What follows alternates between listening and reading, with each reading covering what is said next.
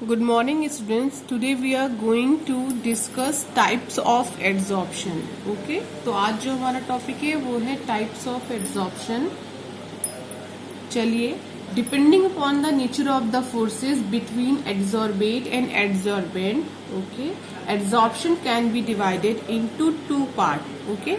तो हम ये जानते हैं कि adsorption को हम मेजरली टू पार्ट्स में डिवाइड करते हैं. जो पहला हमारा होता है वो होता है फिजिजॉर्प्शन. ओके, इसको हम फिजिकल एड्सॉर्प्शन के नाम से भी जानते हैं. जो दूसरा हमारा होता है वो होता है केमिजॉर्प्शन, जिसे हम केमिकल एड्सॉर्प्शन के नाम से भी जानते हैं. ओके, तो बच्चों जब हमने एड्सॉर्प्शन के बारे में स्टडी किया था, जब हमने जाना था कि एड्सॉर्प्शन क्या होता है, तो वहां पर मैंने आपको दो एग्जाम्पल्स बताए थे. ठीक है, एक एग्जाम्पल तो ये था कि ये हमारे पास क्या है, एक डेस्क है. ठीक है, और डेस्क के ऊपर डस्ट के पार्टिकल्स क्या हो गए हैं, डिपॉजिट हो गए हैं. ठीक है, ये एग्जाम्पल किसका था, एड्सॉर्प्शन का था. साथ में मैंने आपको एक एग्जाम्पल और बताया था. वो एग्जाम्पल ये क्या था कि ये एक Fe यानी आयरन का पीस है, और आयरन के पीस का जो सरफेस है, इस सरफेस के ऊपर क्या हो गया है, रस्ट लग गई है. ठीक है, यानी रस्टिंग ऑफ आयरन. ठीक है, ये दो एग्जाम्पल मैंने आपको बताया था. फिर मैं आपको इन दोनों को समझाने के लिए वापस ये दो एग्जाम्पल ले रही हूँ. ठीक है, तो सबसे पहले बच्चों यहाँ पे आप देखो फिजिजॉर्प्शन के केस में हुआ क्या है कि जो हमारी ये मेज है, इसके ऊपर डस्ट के पार्टिकल डिपॉजिट हो गए हैं. ठीक है, लेकिन जो डस्ट के पार्टिकल हैं उन्होंने, ये लकड़ी की वुड की बनी होगी, या तो वुड की बनी होगी या फिर आयरन की बनी हुई होगी मेज हमारी. ठीक है, लेकिन इन डस्ट के पार्टिकल्स ने किसी भी तरीके का कोई भी जो है बॉन्ड नहीं बनाया है मेज के साथ. ठीक है, अगर आप चाहो तो आप एक क्लॉथ ले लो और इस डस्ट के को पोंछ दो तो ये बिल्कुल साफ हो जाएगी. यानी जो उसके ऊपर चिपके हुए हैं डस्ट के पार्टिकल, वो क्या हो जाएंगे, साफ हो जाएंगे. आपको कोई भी नया सब्सटेंस देखने को नहीं मिलेगा. ठीक है, तो ऐसा एड्सॉर्प्शन जिसमें आपको कोई भी नया सब्सटेंस ना मिले, यानी कि एड्सॉर्बेट हमारा क्या है, यहाँ पर डस्ट है. ठीक है, और एड्सॉर्बेंट हमारा क्या है, यहाँ पर डेस्क है. ओके, तो डस्ट और डेस्क के बीच में हमें किसी भी तरीके की कोई भी केमिकल बॉन्डिंग देखने को नहीं मिली. ठीक है, कोई केमिकल बॉन्डिंग देखने को नहीं मिली. जब कोई केमिकल बॉन्डिंग देखने को नहीं मिली तो कोई हमें नया प्रोडक्ट नहीं मिला. ठीक है, न्यू प्रोडक्ट भी हमें यहाँ पर नहीं मिला. ओके, इतना क्लियर होगा. तो इस टाइप का जो एड्सॉर्प्शन होता है जिसमें कोई केमिकल बॉन्डिंग नहीं होती है, ठीक है, उस टाइप के एड्सॉर्प्शन को, जब कोई केमिकल बॉन्डिंग ही नहीं होगी तो ऑब्वियस सी बात है कोई नया प्रोडक्ट नहीं बनेगा. ठीक है, तो इस टाइप का जो एड्सॉर्प्शन होता है उसे हम फिजिजॉर्प्शन के नाम से जानते हैं. इसकी कैटेगरी में, जैसे कि मैं ब्लैक बोर्ड पे चौक से लिखती हूँ तब भी कोई वहां पे बॉन्डिंग नहीं होती, मैं जब चाहूँ उसको इरेज कर दूं. ठीक है, कोई नया प्रोडक्ट नहीं मिलता, तो सब किसी कैटेगरी में जाते हैं, फिजिजॉर्प्शन की कैटेगरी में. अब क्वेश्चन ये अराइज होता है कि जो फिजिजॉर्प्शन है ये किस वजह से अराइज होता है. तो फिजिजॉर्प्शन अराइज होता है ड्यू टू वीक वॉन डर वाल फोर्सेस. ठीक है, ड्यू टू वीक वॉन डर वाल फोर्स. ओके, जो हमारा एड्सॉर्बेंट है, जो एड्सॉर्बेट है, इन दोनों के बीच में वीक वॉन डर वाल फोर्स लगता है, जिसकी वजह से फिजिजॉर्प्शन होता है. ठीक है, कोई केमिकल बॉन्डिंग नहीं होती. लेकिन यहां पर आओ, यहां पर तो आपको पता है ना कि रस्टिंग की प्रोसेस में क्या होता है, एक केमिकल बॉन्ड बनता है, एक नया बॉन्ड बनता है. तो इसका मतलब कि जो हमारा केमिजॉर्प्शन है, केमिजॉर्प्शन के केस में केमिकल बॉन्डिंग होती है. ठीक है, क्या होती है, केमिकल बॉन्डिंग होती है, और वो किसी भी टाइप की हो सकती है, कोवेलेंट बॉन्डिंग, आयोनिक बॉन्डिंग. ठीक है, कोई भी बॉन्डिंग हो सकती है. और ये बात कैसे आपको पता चलती है, क्योंकि यहाँ पर एक न्यू प्रोडक्ट आपको मिल जाता है. ठीक है भाई, आयरन के सरफेस पे जब रस्टिंग होती है तो नया प्रोडक्ट आपको क्या मिल जाता है, ऑक्साइड मिल जाता है. ठीक है, तो यहाँ पर ऐसा होता है. तो इस टाइप का एड्सॉर्प्शन जिसमें कोई बॉन्डिंग हो जाए, जिसमें आपको कोई नया कंपाउंड मिल जाए, उसे हम क्या बोलते हैं, केमिजॉर्प्शन के नाम से जानते हैं. ठीक है, अब ये फर्स्ट पॉइंट हो गया कि यहाँ पर एक्चुअली क्या होता है, it arises by chemical bonding. Okay, यहाँ पे क्या होती है, केमिकल बॉन्डिंग। ये क्यों बनता है, due to weak van der Waals forces. Number second, अगर हम कंपेरेटिव करें तो यहाँ पर हमें कोई नया सब्सटेंस नहीं मिलता, तो क्या है, no new product is form. तो यहाँ पे तो कोई प्रोडक्ट बनता ही नहीं है। प्रोडक्ट क्यों नहीं बनता, क्योंकि यहाँ पे कोई बॉन्ड नहीं बनता है, तो एक weak van der Waals force है जिसकी वजह से एक दूसरे से क्या हो गए, स्टिक हो गए। यहाँ पर क्या होता है, न्यू प्रोडक्ट इज फॉर्म्ड।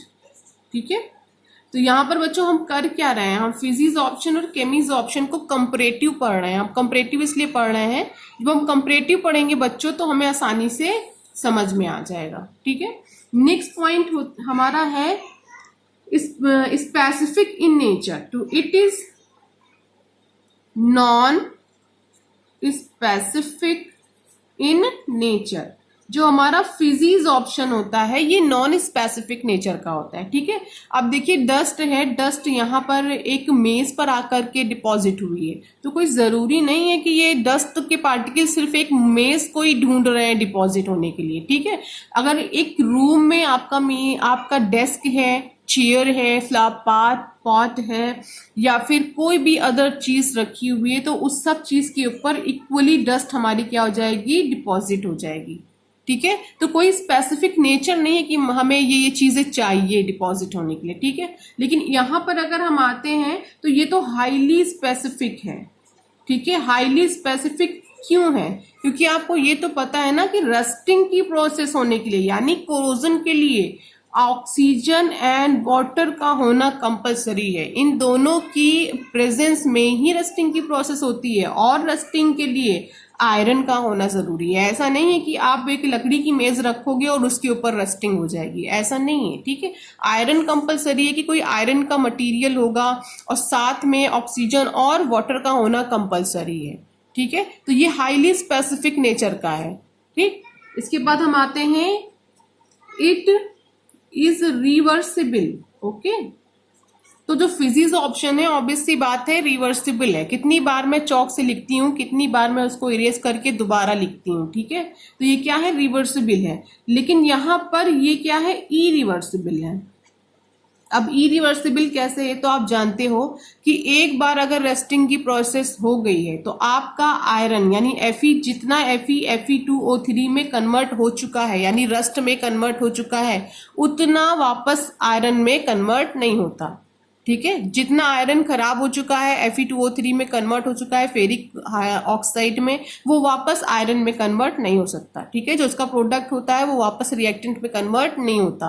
इसीलिए इसको हम क्या बोलते हैं कि ये क्या है, इरिवर्सिबल नेचर को शो करती है, या आप बोल सकते हैं नॉन रिवर्सिबल। ओके, नेक्स्ट आते हैं, हमारा नेक्स्ट पॉइंट है it depend on the nature of the gas. Okay, तो जो हमारी फिजिक्स ऑप्शन है किस पे डिपेंड करती है, नेचर ऑफ गैस। अब ये कैसे डिपेंड करती है, more easily liquefiable gases are absorb easily. ये जान लीजिए, जो ज्यादा लिक्विफेबल गैसेस होती हैं वो आसानी से एब्जॉर्ब हो जाती हैं। ठीक है, लेकिन यहां पर आओगे तो यहां पर भी सेम केस है, it also depend on the nature of the gases. ठीक है, gases which can react with absorbent show chemisorption. वही गैसेस देखिए यहाँ पे, ये वाली गैसेस ही, ऑक्सीजन ही कंपलसरी है Fe के लिए, सारी गैसेस को आप नहीं ला सकते। तो ठीक है, which gases which can react the adsorbent show chemisorption, वही गैसेस केमीज ऑप्शन को शो करेंगी जो एड्सॉर्बेंट से रिएक्शन करने की कैपेसिटी रखती होंगी। जैसे यहाँ पे ऑक्सीजन है, आयरन के केस में ऑक्सीजन हमारी वो गैस है जो आयरन से रिएक्ट होने की कैपेसिटी रखती है, तभी हमारी रस्टिंग ऑफ आयरन की प्रोसेस होती है। ठीक है, सारी गैसेस यहाँ पे आप हाइड्रोजन लगा दो उसके बाद सोचो कि रस्टिंग हो जाएगी, तो ऐसा इम्पॉसिबल है। तो ये भी डिपेंड करता है नेचर ऑफ गैसेस पे कि कौन सी गैस कौन सी पर्टिकुलर रिएक्शन को conduct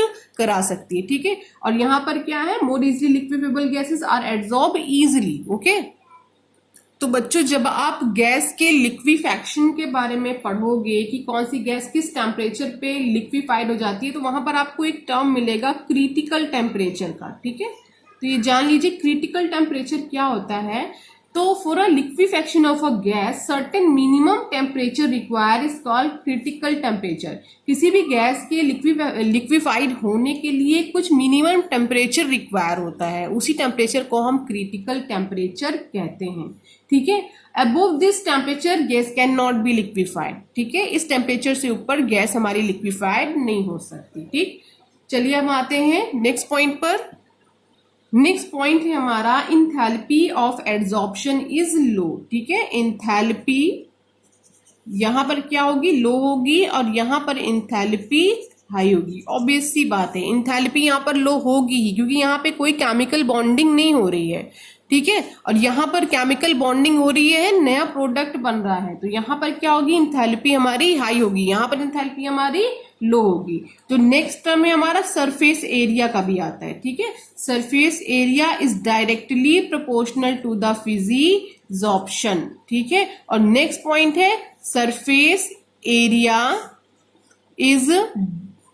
is directly proportional to the chemisorption. ठीक है, एक चीज बेटा याद रखना कि बोर्ड में ये चीज पूछी गई है कि फिजिजॉर्प्शन और केमिजॉर्प्शन के बीच की एक सिमिलैरिटी बताइए। तो सिमिलैरिटी यही है कि जो फिजिजॉर्प्शन है हमारा वो सरफेस एरिया के डायरेक्टली प्रोपोर्शनल है।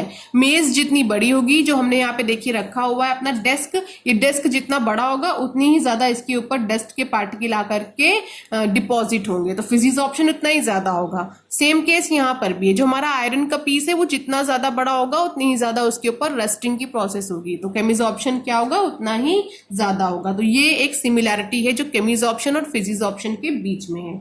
एक और पॉइंट है जो काफी इंपॉर्टेंट है। ठीक है, तो जो हमारा फिजिजॉर्प्शन होता है इसमें बनती है मल्टी मॉलिक्यूलर लेयर। ठीक है, मल्टी मॉलिक्यूलर लेयर।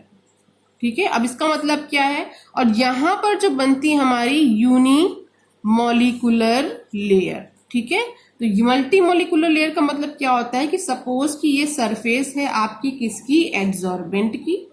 ठीक है, और ये सरफेस है आपकी एड्सॉर्बेंट की। ठीक है, दोनों तरफ आपका एड्सॉर्बेंट है।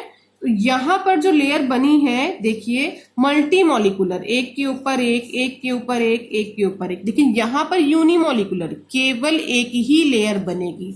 ऐसा क्यों, क्वेश्चन अराइज होता है। ठीक है, तो बेटा सबसे पहले आप इसका रीजन जानो कि यहां पर जो ये फिजिजॉर्प्शन हमारा हो रहा है, देखिए सीरीज किसकी चल रही है, फिजिजॉर्प्शन की चल रही है। जब फिजिजॉर्प्शन हमारा होता है तो वहां पर कोई केमिकल बॉन्डिंग नहीं होती, वहां पर क्या लगता है, weak van der Waals force. ठीक है, जो इसकी फर्स्ट लेयर होगी वो इसके ऊपर स्टिक कर गई, तो इस लेयर ने काफी ज्यादा फोर्स फील किया एड्सॉर्बेंट के साथ। ठीक है, जब जो सेकेंड लेयर आई वो भी आकर के क्या हो गई, फिक्स्ड हो गई, क्योंकि सेकेंड लेयर ने भी थोड़ा बहुत फोर्स जो है फील किया एड्सॉर्बेंट के साथ, यानी फोर्स ऑफ अट्रैक्शन वो फील कर रही है। इसके बाद जो थर्ड लेयर है वो थोड़ा हमारे एड्सॉर्बेंट की सरफेस से थोड़ा दूर हो गई, लेकिन ये भी फील कर रही है फोर्स ऑफ अट्रैक्शन, तो ये भी क्या हो गई, स्टिक हो गई। ठीक है, क्योंकि यहाँ पे फोर्स की वजह से, लेकिन यहां पर आप आओगे तो यहां पर तो केस ही दूसरा है। यहां पे क्या हो रही है, केमिकल बॉन्डिंग हो रही है। केमिकल बॉन्डिंग मतलब जब फर्स्ट लेयर आपकी किसी कांटेक्ट में आएगी तभी तो बॉन्ड बनेगा। जो लेयर इसके ऊपर होगी वो तो एड्सॉर्बेंट के कांटेक्ट में होगी ही नहीं, जब होगी ही नहीं तो बॉन्ड कहाँ बनेगा। ठीक है, बॉन्ड बनना यहाँ पे मस्ट है। यहाँ पे क्या बनता है, हमारा केमिकल बॉन्डिंग होती है, तो बॉन्ड बनना यहाँ पर मस्ट है। इसीलिए बोलते हैं कि जो हमारी केमिजॉर्प्शन है वो यूनिमॉलिक्यूलर है।